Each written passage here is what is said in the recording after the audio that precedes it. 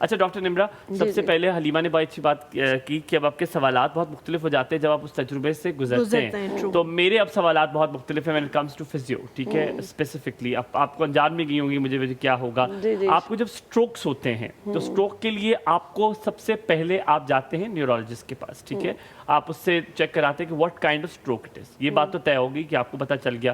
اس کے بعد آپ فزیو کے پاس ڈاکٹر ریکمینڈ کرے یا نہ کرے، جانا ضروری؟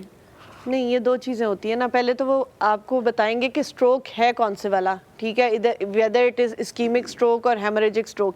ایک میں بلیڈنگ ہو رہی ہے اور ایک میں آپ کی بلڈ ویسلز کمپرومائزڈ ہو رہی ہیں کلاٹ کی وجہ سے. ٹھیک ہے، تو وہ پہلے تو وہ آئیڈینٹیفائی کریں گے ایگزیکٹلی.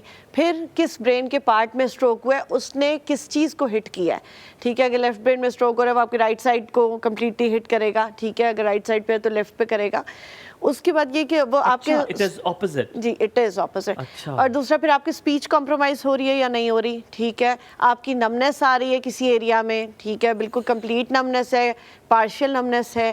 تو یہ بہت ساری اس کی بہت لمبی ایویلویشن ہے. سے پہلے کہ آپ اس کی اسسمنٹ بہت زیادہ دیکھیں، جو برین کا ٹیشو ڈیمیج ہو گیا اس کا ریورسل نہیں ہے، بٹ یہ چیز ہے کہ ہم اس کو مینج کر سکتے ہیں بہت ساری چیزوں سے پلس فزیو سے.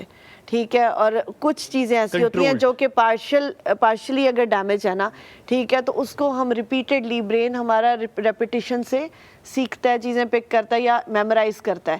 ٹھیک ہے، جب وہ ریپیٹڈ موومنٹ کرواتے ہیں تو اس سے یاد آ جاتا ہے برین کو کہ نہیں اس کا پارٹ وہی فلیکشن ہے، اس کا کام وہ ہے کانٹریکشن ہے.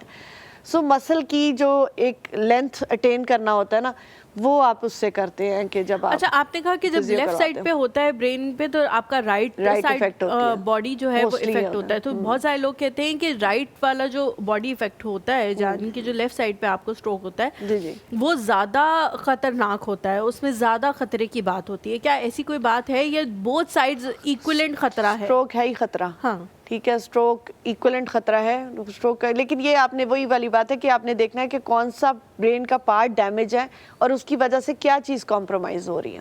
اچھا ہمایوں نے جیسے کہا کہ ریورسل ہے، بہت سارے کیسز میں ایسا ہوتا ہے کہ ہم لوگ دیکھتے ہیں. اچھا اس میں سوری آپ کی بات کاٹ، اب اس میں ٹائم بھی ڈیپینڈ کرتا ہے. آپ کتنی جلدی پیشنٹ کو ایمرجنسی میں لے کے گئے ہو.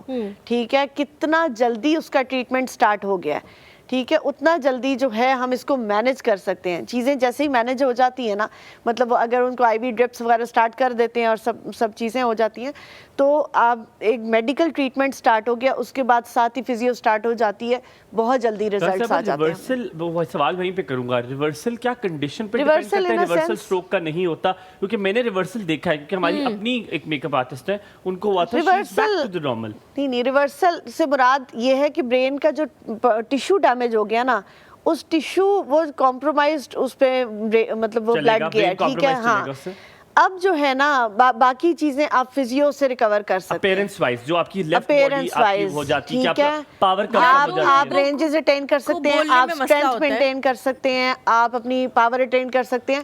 ٹھیک ہے، آپ رینجز پوری کر سکتے ہیں. ٹھیک ہے، مسل اسٹرینتھ، مسل اسپازم ہو رہا ہے ایک جگہ پہ رکھے کانٹریکچر بن رہے ہیں، وہ فزیو سے حل ہو سکتا ہے.